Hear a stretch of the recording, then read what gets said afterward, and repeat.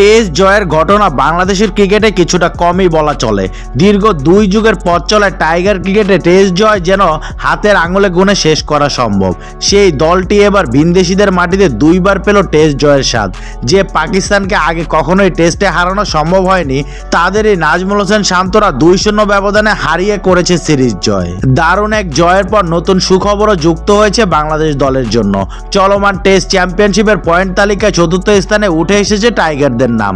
Test চ্যাম্পিয়নশিপের তালিতে Bharat, Australia এবং নিউজিল্যান্ডের পরেই আছে বাংলাদেশের পতাকা। চলতি চক্রে বাংলাদেশ এখন পর্যন্ত খেলেছে 6 টেস্ট, জয় পেয়েছে 3 ম্যাচে, হেরেছে সমান সংখ্যক ম্যাচ। শতাংশের হিসাবে 50% পয়েন্ট প্রাপ্তির কথা ছিল টাইগারদের, কিন্তু প্রথম টেস্টে স্লো ওভাররেটের কারণে 3 পয়েন্ট কেটে নেওয়া হয় বাংলাদেশের। 3 টেস্ট জয়ে 36 পয়েন্ট যুক্ত হওয়ার কথা থাকলেও টাইগারদের নামের পাশে এখন তাই 33 পয়েন্ট। শতাংশের হিসাবে 45.83 পয়েন্ট অর্জন করেছে শান্ত সাকিবরা। তাতেই শ্রীলঙ্কা, দক্ষিণ আফ্রিকা এবং ইংল্যান্ডকে টপকে টেস্ট চ্যাম্পিয়নশিপের তালিকায় 4-এ উঠে এসেছে বাংলাদেশ।